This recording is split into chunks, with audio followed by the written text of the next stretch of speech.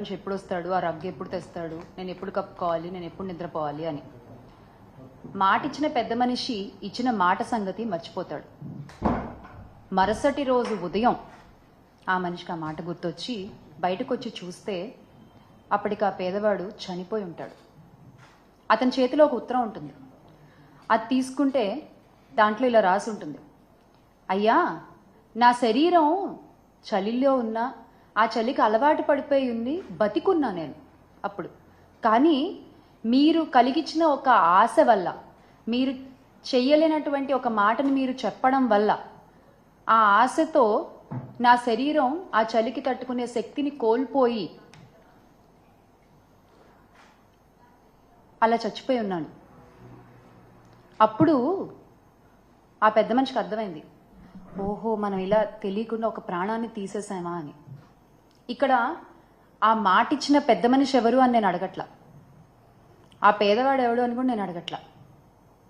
తెలుసుకోవాల్సింది ఏంటి అంటే, చేత కానప్పుడు, చెయ్యలేనప్పుడు మాటలు చెప్పకూడదు, ఆశలు కలిగించకూడదు. వీటినే అచ్చ తెలుగు భాషలో చెప్పాలంటే శుష్క వాగ్దానాలు అంటారనమాట. ఇప్పుడు ఈ ప్రస్తావన ఎందుకు తీసుకొస్తున్నాను అంటే, చంద్రబాబు నాయుడు గారు మా అక్క చెల్లెమ్మలని, మా మహిళలని మరోసారి నమ్మించి మోసం చేశారు.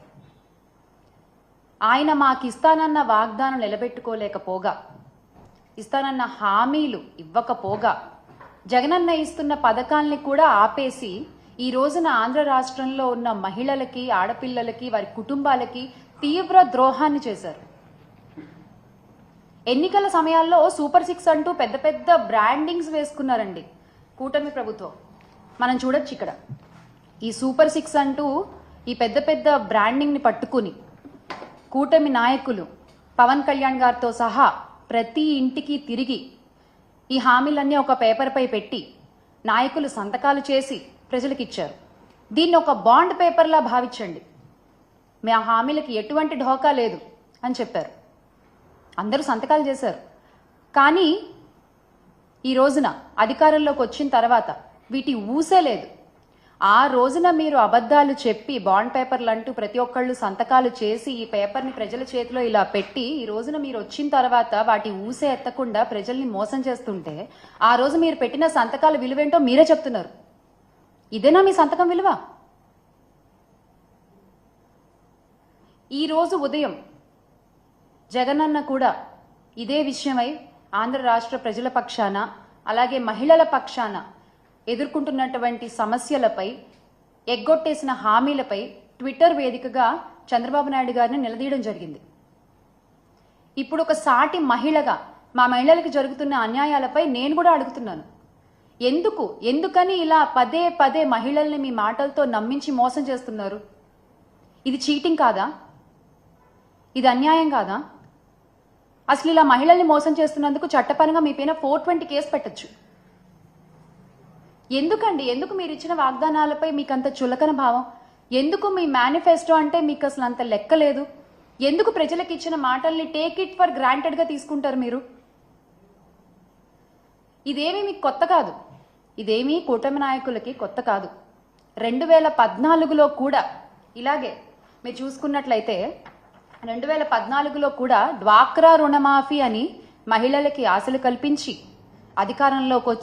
అధికారంలోకి వచ్చిన తర్వాత యథావిధిగా ఎగ్గొట్టేశారు. ఇక్కడ మనం చూడండి, చంద్రబాబు నాయుడు గారు ఉన్నారు, పవన్ కళ్యాణ్ గారు ఉన్నారు, మోదీ గారు ఉన్నారు. మీరు చెప్పిన మాటలకి విలువ లేదు, మీరు ఇచ్చిన హామీలకి విలువ లేదు, మీరు చేసిన సంతకానికి విలువ లేదు. అంటే పోన్లే, పాపం మహిళలు పదే పదే నమ్ముతున్నారు మనల్ని, చాలా చులకనగా తీసుకోవచ్చు, చాలా తేలిగ్గా మోసం చేసేయచ్చు అనుకుంటున్నారా మీరు?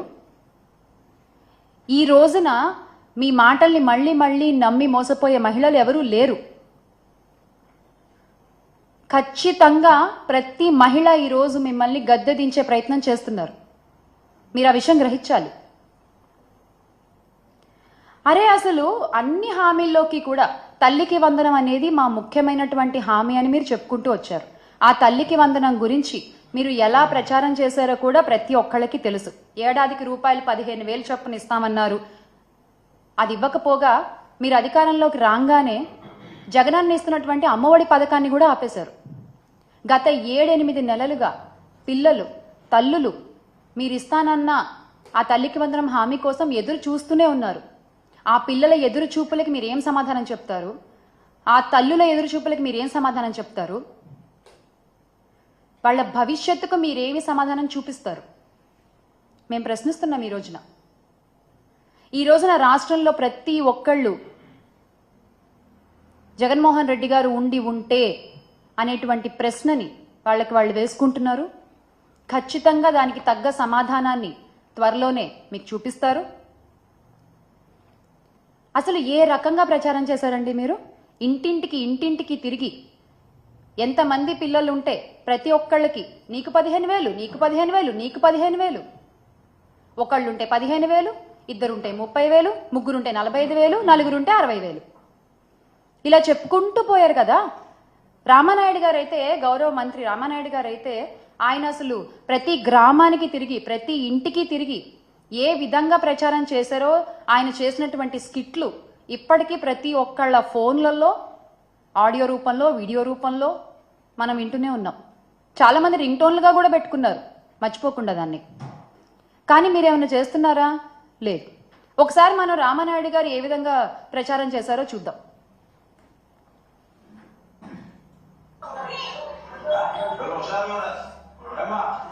మళ్ళీ మన ప్రభుత్వం వచ్చాక అందరికీ కూడా వీళ్ళు 15,000, వీళ్ళు 15,000, వీళ్ళు 15,000, వీళ్ళు 15,000, వీళ్ళు 15,000, వీళ్ళు 15,000, మీరు 18,000, 18,000, 18,000 మళ్ళీ చెప్తున్నాను. రాసి పెట్టుకోండి. మళ్ళీ 15,000, 15,000, 15,000, 15,000, 15,000, 15,000, 15,000, మీకు 18,000, మీకు 18,000, మీకు 18,000, మీకు 18,000 రాసి పెట్టుకోండి. మళ్ళీ కూడా అమలు ఇచ్చింది. జనాభా 15,000 మరి ఆశీర్వదించండి. Okay, thank you. మీకు బాండ్ కూడా ఇచ్చాం రాసి మీ దగ్గర పెట్టుకోండి. బాండ్ రేపు పొద్దున ఆడపడి మళ్ళీ మన ప్రభుత్వం వచ్చాక అందరికీ కూడా ఈ విధంగా ప్రచారం చేసి రాసి పెట్టుకోండి. ఎక్కడ రాసి పెట్టుకోవాలి? నుదుటి మీద రాసి పెట్టుకుంటున్నారు. మళ్ళీసారి అద్దంలో చూసినప్పుడల్లా మనకు కనిపించడానికి. ఎక్కడ రాసి పెట్టుకోవాలండి? తల్లికి వందనం అనుకుంటూ, అమ్మా వందనం అనుకుంటూ, అయ్యా వందనం అనుకుంటూ పొర్లు దండాలు పెట్టుకుంటూ తిరిగారు కదా వీధి. ఈ రోజున ఏమైంది అది? అదే వైఎస్ఆర్ కాంగ్రెస్ పార్టీ అధికారంలో ఉన్నప్పుడు, జగన్మోహన్ రెడ్డి గారు ముఖ్యమంత్రిగా ఉన్నప్పుడు మనము 44.48 లక్షల మంది తల్లులకి, దాదాపుగా 84 లక్షల మంది పిల్లలకి 26,067 కోట్లని జగనన్న అందించారు. అధికారంలోకి రాగానే అమ్మఒడిని ఆపేశారు మీరు. ఈ రోజున పిల్లలకి సమాధానం దొరకట్లేదు. తల్లులు ప్రశ్నార్థకంగా చూస్తూ ఉన్నారు మీ వైపున.